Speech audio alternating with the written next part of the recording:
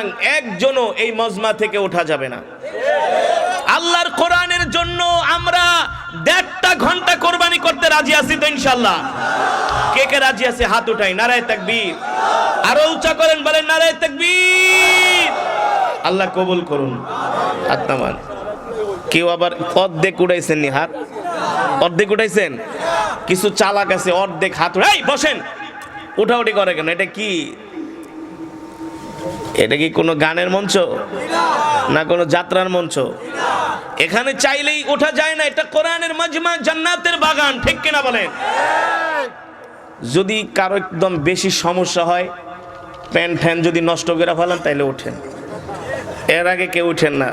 তারপরে যে উঠবে বুঝতে হবে ও নাট ঢিলা। কি ঢিলা? আরে ভাই, এত সুন্দর জান্নাতি বাগান ছাড়ে কে উঠতে চায়? এটা ইমানদারের শোভা পায় না, ঠিক কিনা বলেন? শয়তান ওই মসজিদের বারান্দার ওই রাস্তায় দাঁড়ায় দাঁড়ায় বলে, বন্ধু তাড়াতাড়ি আসো, এতক্ষণ তো হুজুরের কোরআন তেলাওয়াত শুনছো, সওয়াব বহুত কামাইছো, আর দরকার নাই, আসো এবার বিড়ি টানি। কি টানি? বাংলা সিনেমা দেখি, ঠিক কিনা বলেন? এ কারণেই তো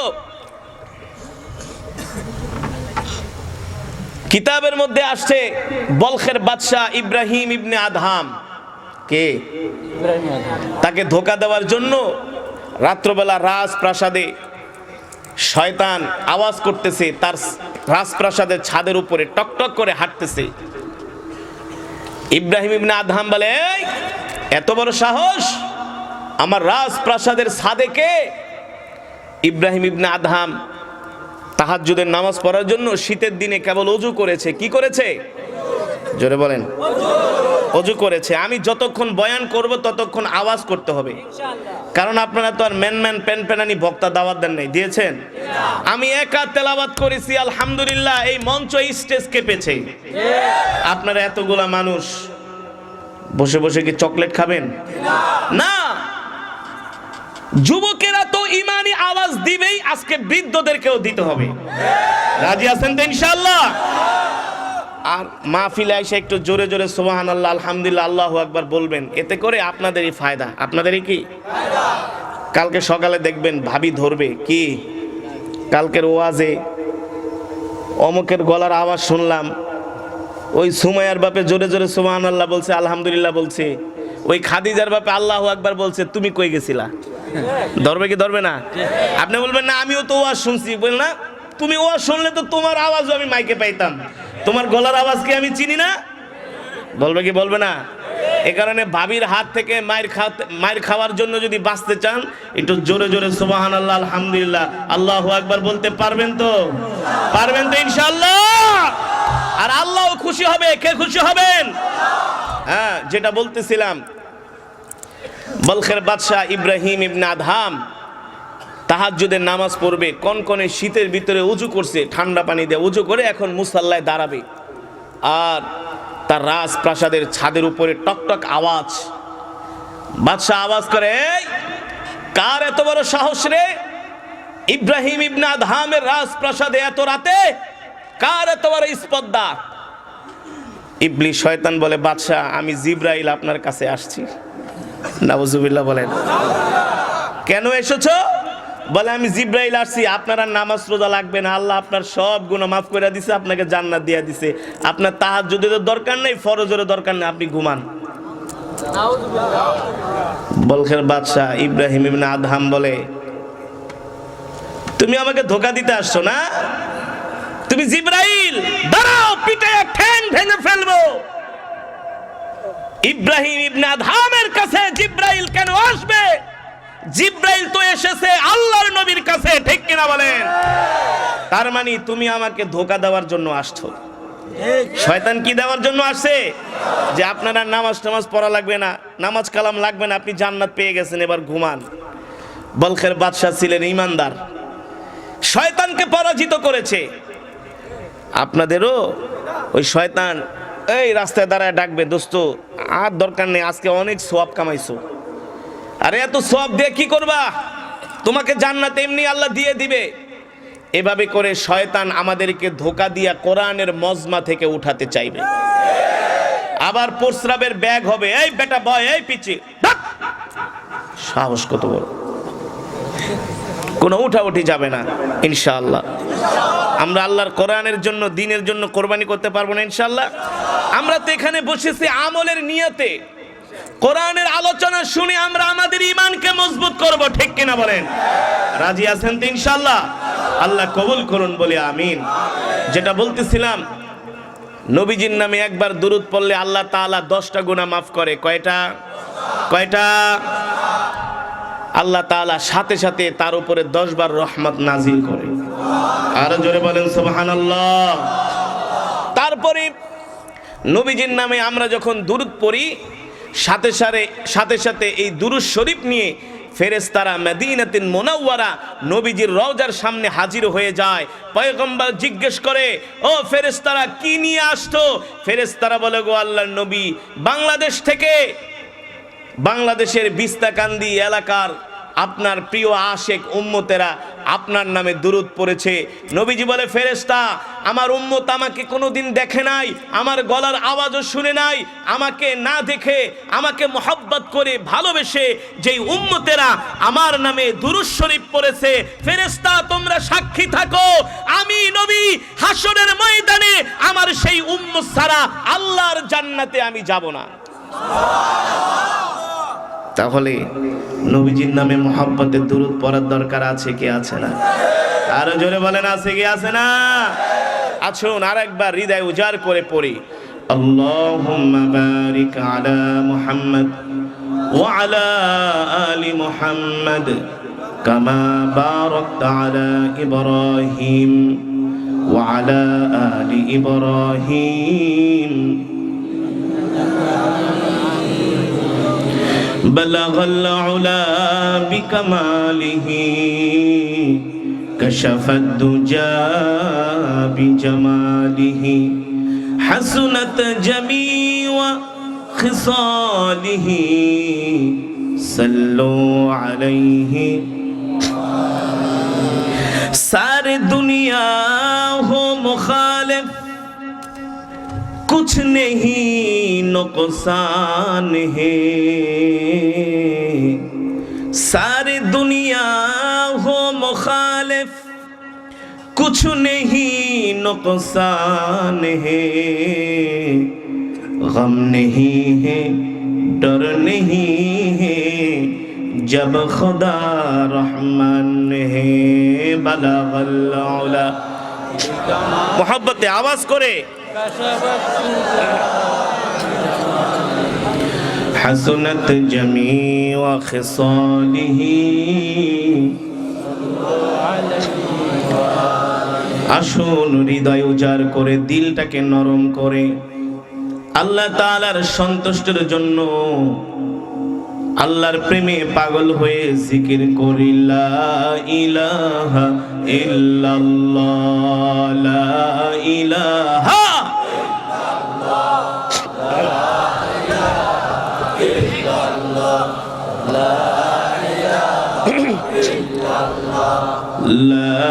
ইলাহা ইল্লাল্লাহ লা ইলাহা ইল্লাল্লাহ লা ইলাহা ইল্লাল্লাহ লা ইলাহা ইল্লাল্লাহ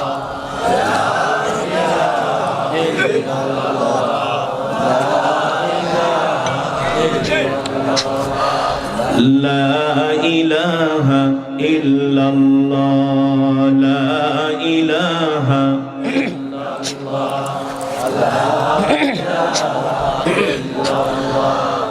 লা ইলাহা ইল্লাল্লাহ লা ইলাহা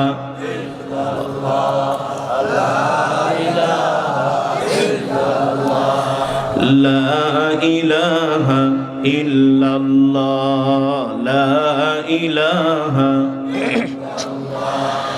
লা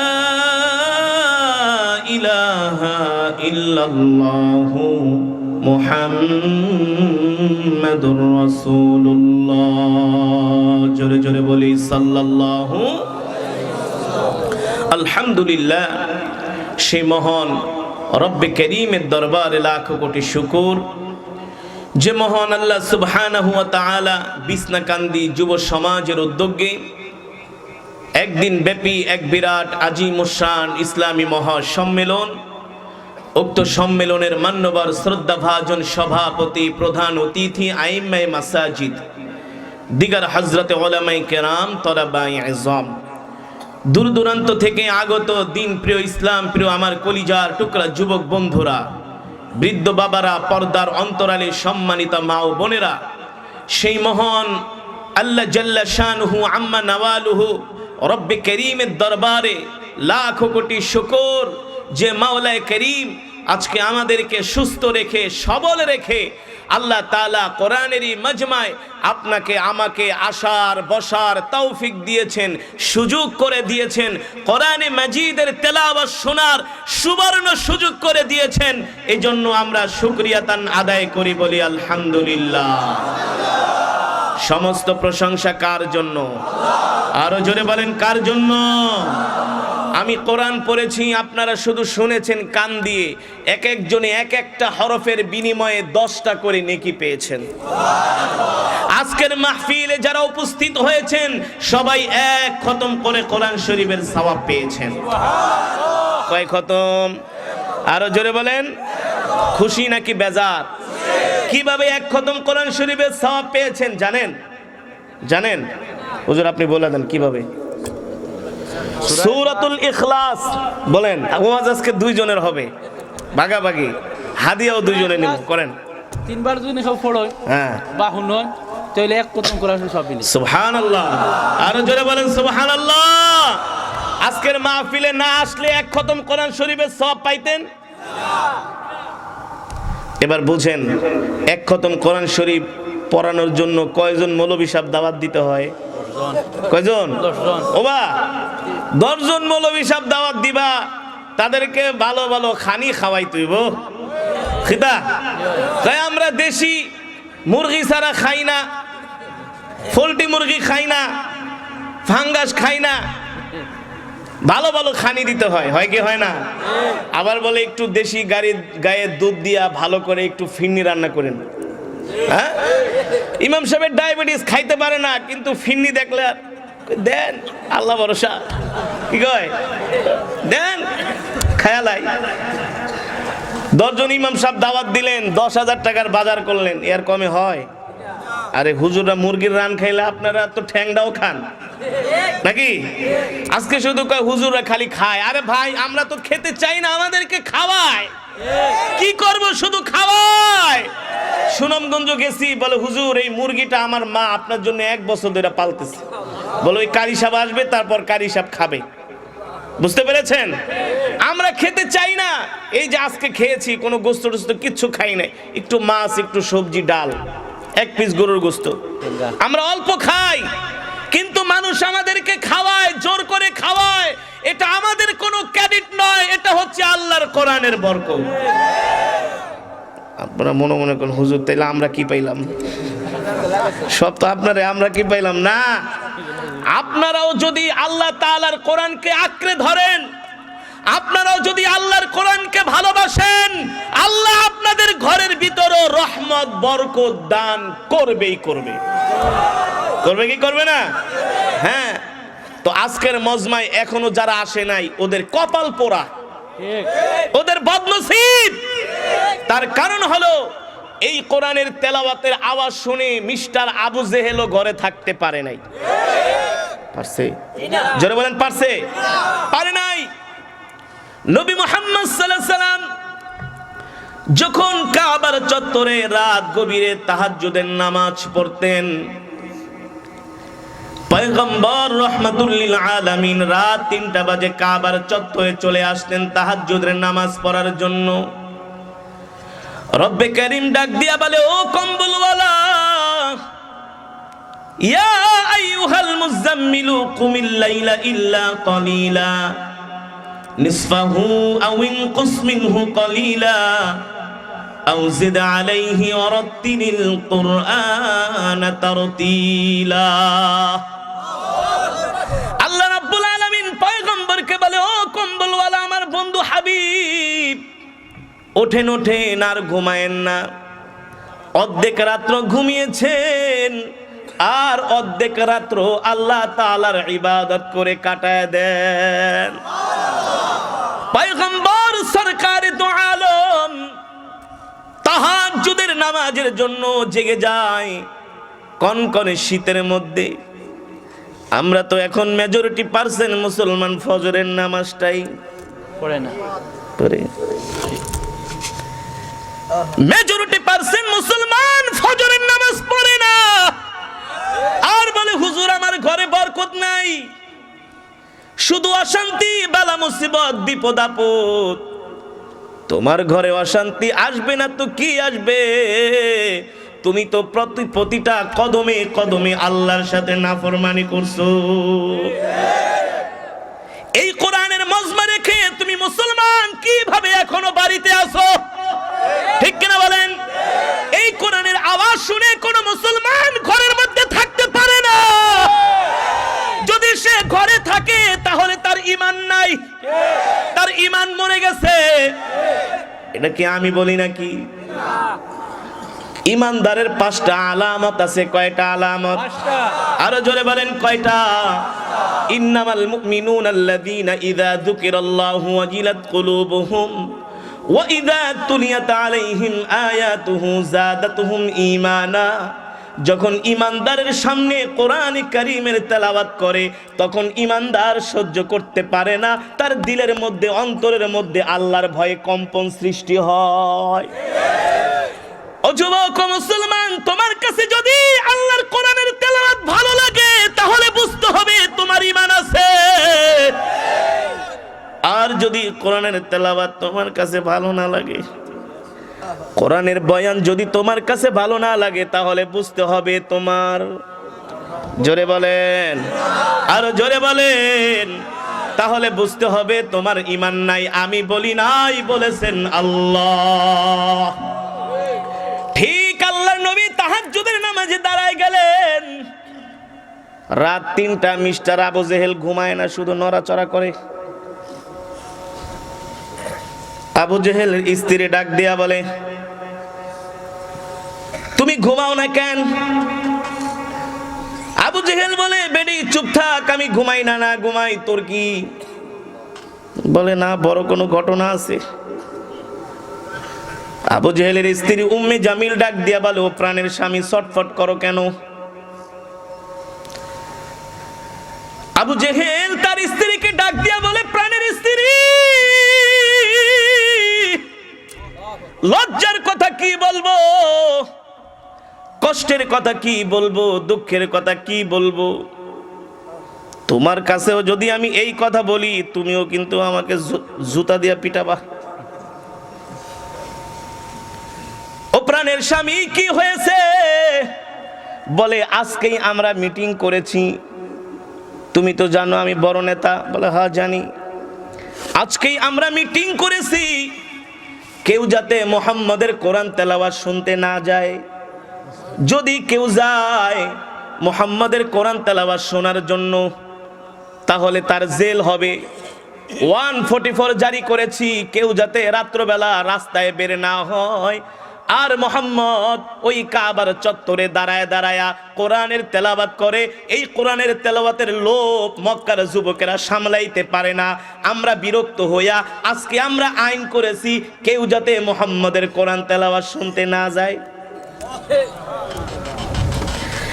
আবু জেহেলের স্ত্রী উম্মে জামিল বলে, স্বামী, আইন করেছেন তো ভালো হয়েছে, এবার আপনি ঘুমান। বানায় বলতেছি, বানায় বলি না রে যুবক। ও যুবক, বানায় বলি না।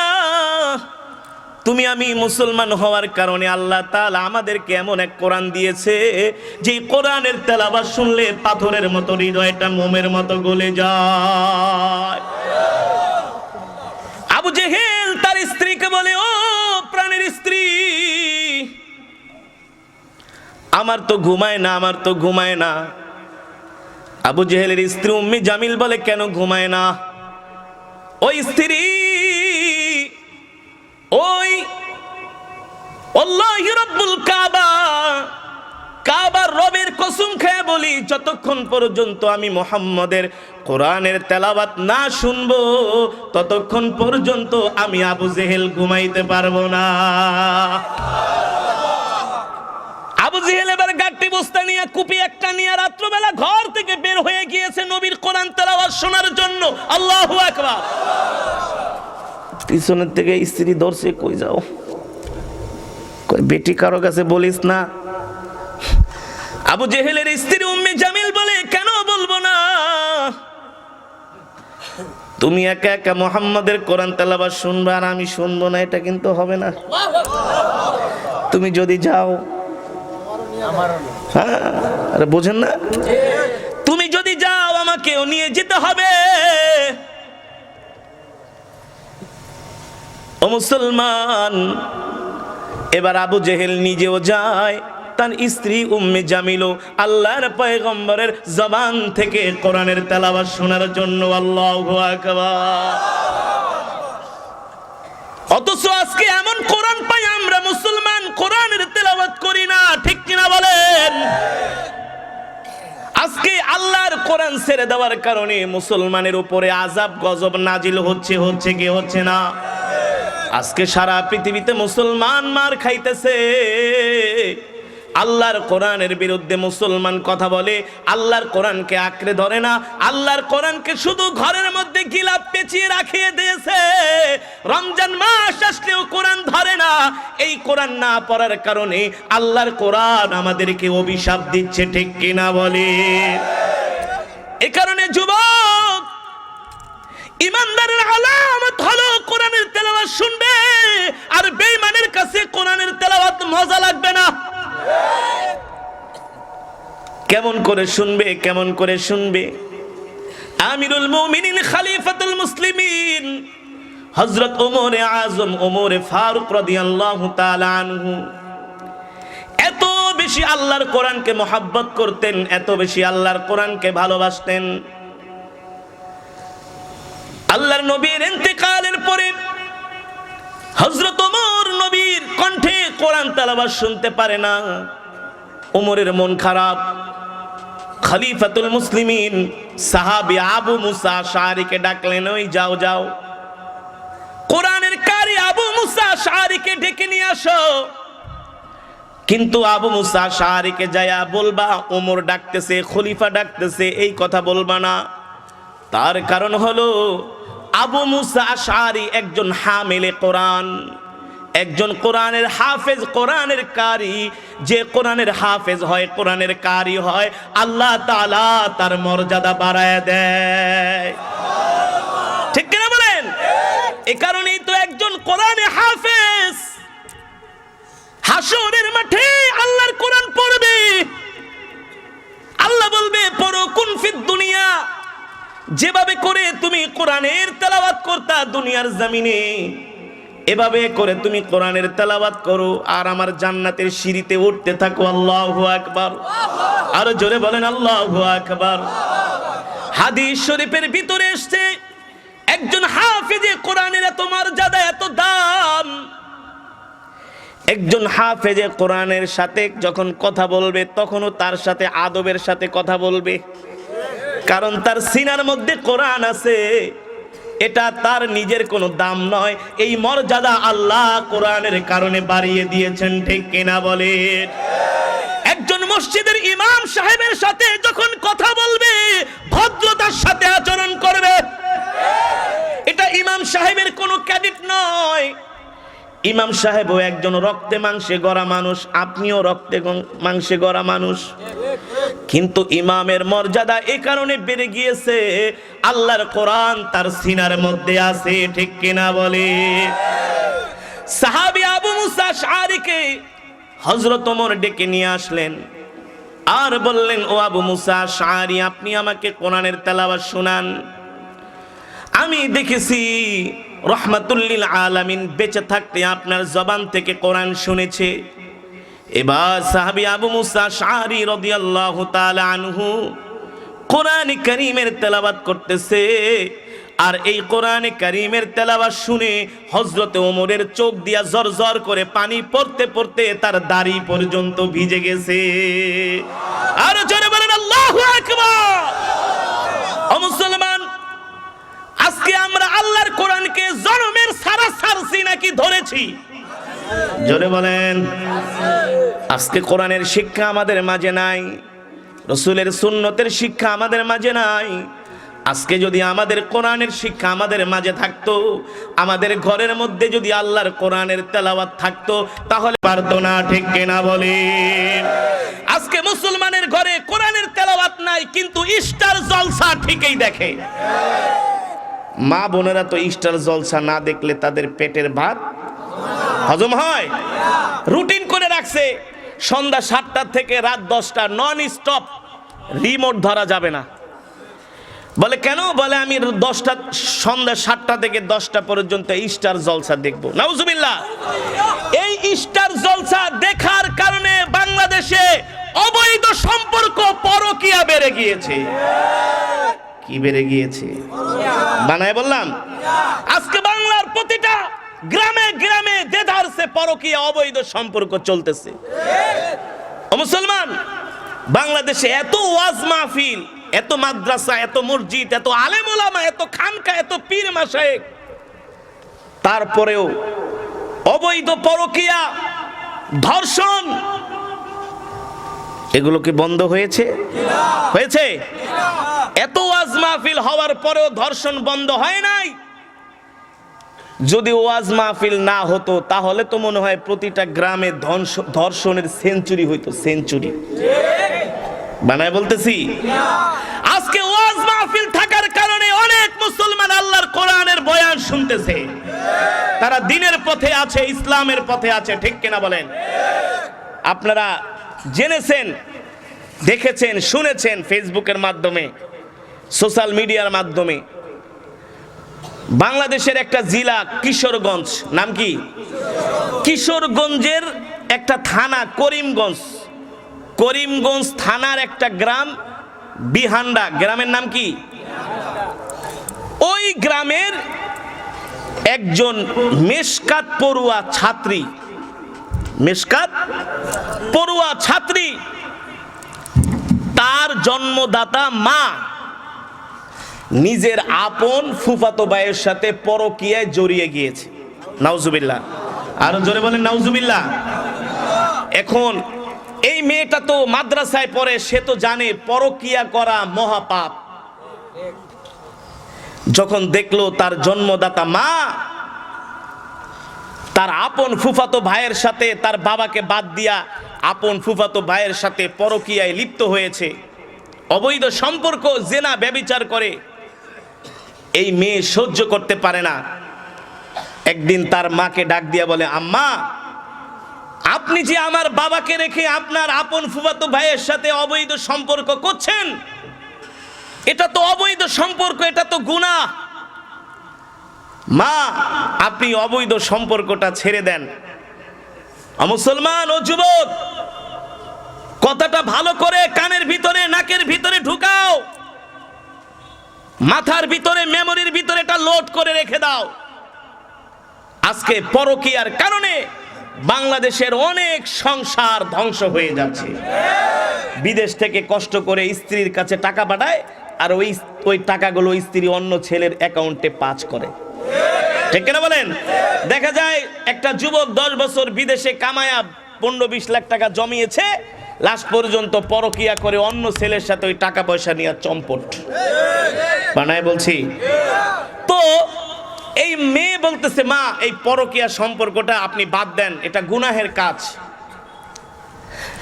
আজকে মেয়ে মাদ্রাসার ছাত্রী হওয়ার কারণে, আল্লাহর কোরআন বুঝার কারণে, আল্লাহর ভয় থাকার কারণে সে তার মাকে বলতেছে এই সম্পর্ক ছেড়ে দেন।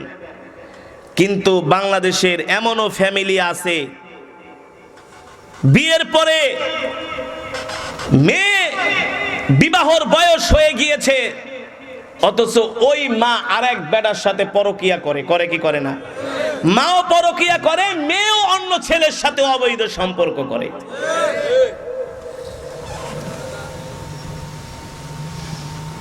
মা মেয়েকে বলে তুমি যে অন্য ছেলের সাথে সম্পর্ক করো তোমার বাবাকে কিন্তু বলে দিব। মেয়ে বলে তুমি আমারটা বলে দিবা, আর তোমারটা কি আমি গোপন রাখবো নাকি? আব্বু রাত্রে আসুক, তোমারটাও বলে দিব। আছে কি আছে না? জোরে বলেন আছে কি আছে না? ওই মেশকাত পড়ুয়া ছাত্রী কেন তার মায়ের পরকীয়া প্রেমে বাধা দিল? ওই মা তার কথিত প্রেমিককে রাত্রে ডাকছে, তোমার আমার সম্পর্ক মেয়ে সহ্য করতে পারে না, তাহলে কি করতে হবে?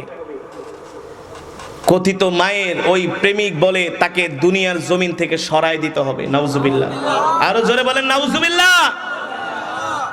রাত্রবেলা ওই কথিত মায়ের ওই যুবক এসে ঘরের মধ্যে দরজা জানলা সব লাগিয়ে দিয়েছে। দরজা জানলা লাগিয়ে দেওয়ার পরে ওই মেয়ে যখন ঘরের মধ্যে ঢুকেছে, কথিত মায়ের অবৈধ সম্পর্কের ওই যুবক এসে মেশকাত পড়ুয়া ছাত্রীকে মায়ের সামনে ধর্ষণ করেছে। আরো জোরে বলেন নাউজুবিল্লাহ। সমাজ কোথায় আছে আজকে? সমাজ ব্যবস্থা কোথায় গিয়ে ঠেকেছে? আমরা কোরআনের কথা বলার কারণে একদল ইসলাম বিদ্বেষীরা আমাদেরকে যা তা বলে গালাগালি করে, ঠিক কিনা বলেন? একদল নারীবাদীরা আছে আমাদেরকে জঙ্গি বলে আখ্যায়িত করে। আজকে ওই সমস্ত নারীবাদী মানবতাবাদীদেরকে বলতে চাই, কই তোমরা তোমাদের তন্ত্র মন্ত্র দিয়া তো এই সমস্ত অবৈধ সম্পর্ক বন্ধ করতে পারো নাই, দর্শন বন্ধ করতে পারো নাই, পারবাও না, কিয়ামত পর্যন্ত পারবা না, একমাত্র আল্লাহর কোরআন ছাড়া। সম্ভব? আল্লাহর কোরআন ছাড়া সম্ভব? ওই মেয়েটাকে মায়ের সামনে ধর্ষণ করে গলা টিপে হত্যা করেছে, গলা টিপে হত্যা করেছে মেশকাত পড়ুয়া একজন ছাত্রী।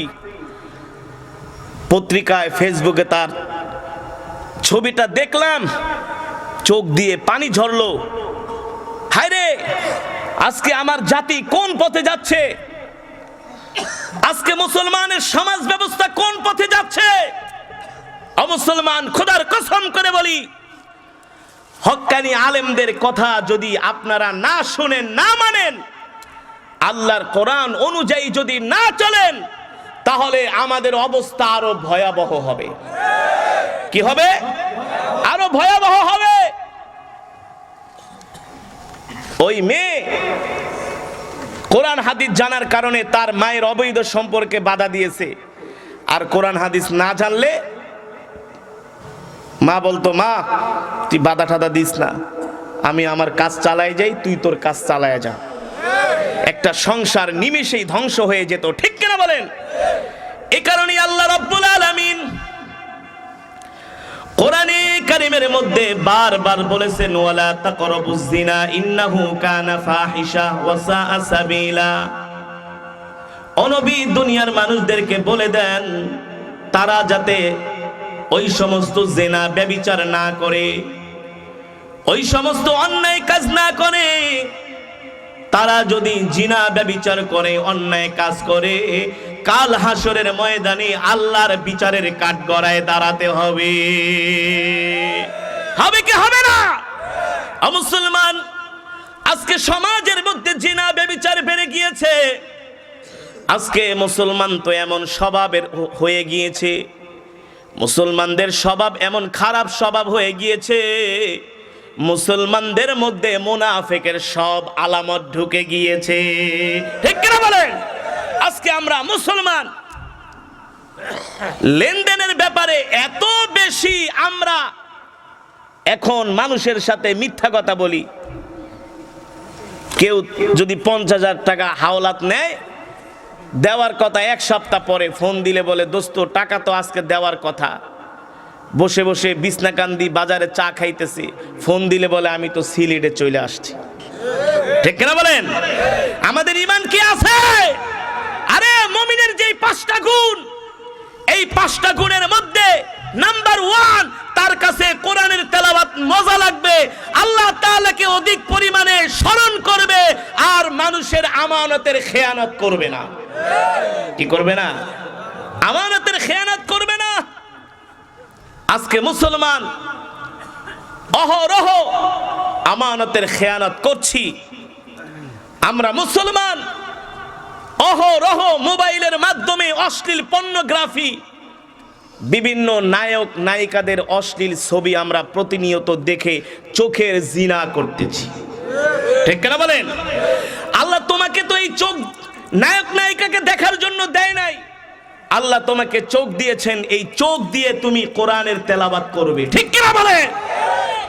এই চোখ দিয়ে যদি কোরআনের তেলাওয়াত না করে হিন্দি সিনেমা দেখো, বেদের মেয়ে জ্যোৎস্না দেখো, বাংলা নাটক দেখো, যাত্রা দেখো, মানুষ ইসলাম সম্বন্ধে এতটা উদাসীন, জীবনে কোনোদিন এক পৃষ্ঠা কোরআন শরীফ দেখা পড়ে না, কিন্তু 3 ঘন্টা একটা বাংলা সিনেমা মোবাইলে শুয়ে শুয়ে দেখে। দেখে কি দেখে না? দেখে তো দেখে, আবার খিটখিট করে হাসে। বলো, ওই সমস্ত নাটক খাটক কৌতুক দেখা এমন হাসে, এত আনন্দ পায়, অথচ সে জানে না তুমি এই যে কৌতুক খারাপ সিনেমা দেখতেছো মোবাইলের মাধ্যমে, পর্নোগ্রাফির মাধ্যমে, তুমি দেখে তুমি তোমার নিজের চোখটাকে নষ্ট করছো, তুমি তোমার নজরটাকে নষ্ট করছো, তোমার ঈমানটাকে তুমি হালকা করতেছো। যেই নায়িকার চেহারা দেখে তুমি হাসতেছো, এই নায়িকার ধারে কাছেও জীবনে তুমি যেতে পারবা না। পারবা? আজকে সাকিব আল হাসান 6 মারে, আর তুমি বিছনাকান্দির বাজারে লাভ দিয়া 3 ফিট উপরে উঠা যাও, তোমার প্যান্টের বেল ছিঁড়া যায়, চেন ছিঁড়া যায়। 6 মারছে না, জনমের মারা মারছে। আরে সাকিব আল হাসান 6 মারলে তোমার লাভ কি? সে তো আমেরিকায় বাড়ি করে থাকতেছে, তার স্ত্রীকে নিয়ে হেলিকপ্টারে কক্সবাজার ঘুরে, আর তুমি আমি লাল মিয়ায় পড়ে রইলাম। লাভ কি? লাভ আছে কোনো? লাভ নাই। যেই সময়টা তুমি ক্রিকেট খেলায় কাটাচ্ছ, ফুটবল খেলায় কাটাচ্ছ, সিনেমা দেখা কাটাচ্ছ, এই সময়টা তুমি আল্লাহর কোরআনের তেলাওয়াত করে কাটাও, আল্লাহর কোরআনের তেলাওয়াত করে কাটাও। এই দুনিয়ার জমিন থেকে আল্লাহ তোমাকে জান্নাত দেখায় মৃত্যু দিবে, ঠিক কিনা বলেন? সম্মানিত হাজিরিন, আমার আজকের বয়ানের মূল বিষয় ছিল মুমিন আল্লাহর কোরআনকে ভালোবাসবে, মুমিন সদা সর্বদা কোরআনের তেলাওয়াত করবে। আর মুমিন যখন সদা সর্বদা কোরআনে মাজিদের তেলাওয়াত করবে, এই কোরআনের তেলাওয়াত করার কারণে মুমিন আল্লাহর বন্ধু হয়ে যাবে। কি হবে? কেমন আল্লাহর বন্ধু হবে? রাসূলের হাদিস, ইযা উদিআল মাইয়িতু ফি কবরিহি জাআল কুরআনু ইনদা রাসিহি। এই দুনিয়ার জমিনে মুমিন যখন আল্লাহর কোরআনকে ভালোবাসবে, আল্লাহর কোরআনের তেলাওয়াত করবে, কোরআনের তেলাওয়াত শুনে চোখ দিয়ে পানি ঝরাবে, ওই মুমিন যখন ইন্তেকাল করবে, তাকে যখন কবরের মধ্যে রাখা হবে, ও যুবক, ওই কবরের মধ্যে কোনো আত্মীয় স্বজন, পাড়া প্রতিবেশী, বন্ধু বান্ধব কেউ যাবে না। কবর এমন এক ঘর যেখানে নাই কোনো বাতি, নাই কোনো সাথী। ওই কবরের মধ্যে যখন মুমিনকে শোয়ানো হবে, অন্ধকার কবর, কোনো দরজা নাই, জানালা নাই, কোনো আলো নাই, কোনো বাতি নাই, ঠিক কিনা বলেন? ওই কবরে যখন ওই মুমিনকে শোয়ানো হবে, দেখবে কবরটা চতুর্দিক শুধু অন্ধকার, কিছুই দেখা যায় না।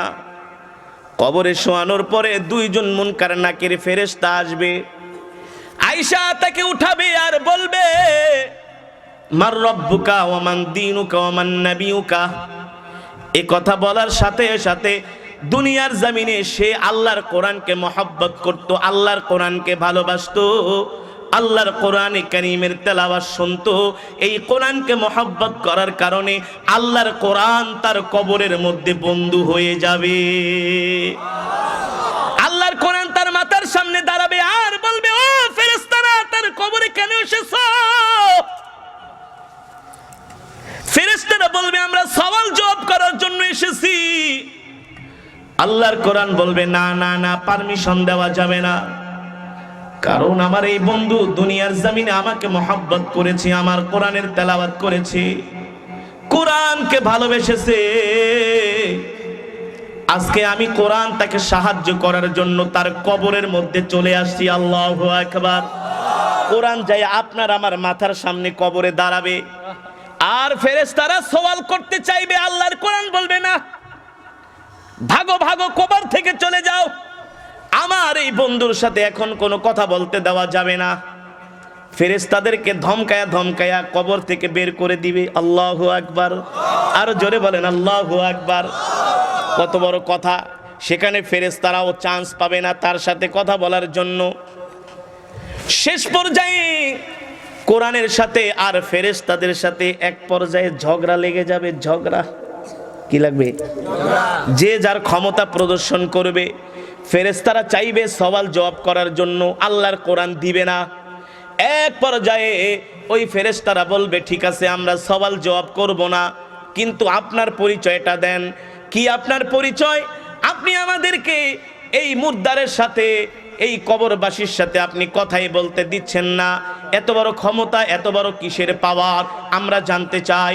তখন আল্লাহর কোরআন বলবে, ও ফেরেশতারা, তোমাদের পাওয়ার আছে, তোমাদের ক্ষমতা আছে, আমি মানি, আমি জানি, কিন্তু আমার চাইতে তোমাদের ক্ষমতা বেশি নাই। ফেরেশতারা বলবে, তাহলে আপনার পরিচয়টা দেন। এবার আল্লাহর কোরআন বলবে, তোমরা হচ্ছো আল্লাহ তাআলার হুকুমের গোলাম ফেরেশতা, আর আমি হচ্ছি স্বয়ং আল্লাহর জবানের কালাম। আমি হচ্ছি আল্লাহর, জোরে বলেন, আল্লাহর জবানের কালাম। আপনাদের কাছে প্রশ্ন, আল্লাহর জবানের কালামের বেশি দাম নাকি ফেরেশতাদের? আরে আল্লাহর জবানের কালামের বেশি দাম, ঠিক কিনা বলেন? মনে করেন বাংলাদেশের আইন শৃঙ্খলা নিয়ন্ত্রণ করে পুলিশ। কে? পুলিশ না? পুলিশ তো হচ্ছে মাননীয় প্রধানমন্ত্রী যা বলে সেটাই পুলিশ মানতে বাধ্য, কারণ তিনি হচ্ছেন রাষ্ট্রের কর্তা। তিনি কি? রাষ্ট্রের কর্তা। প্রধানমন্ত্রীর মনে করেন একজন মেহমান গেছে তার সাথে দেখা করার জন্য, এখন পুলিশ তাকে গেটে আটকায় দিছে, যেতে দিবে না। সরাসরি যদি প্রধানমন্ত্রীর পক্ষ থেকে যদি তার জন্য একটা ভিআইপি কার্ড দেওয়া হয়, ওই কার্ড দেখানোর পরে পুলিশের কি আর ক্ষমতা আছে তাকে গেটে আটকায় রাখবে? আছে?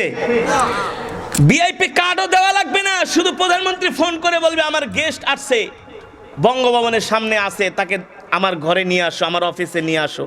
দেখবেন পুলিশের গাড়ি যায় তাকে প্রোটোকল দিয়ে নিয়ে যাবে, ঠিক কিনা বলেন? ঠিক।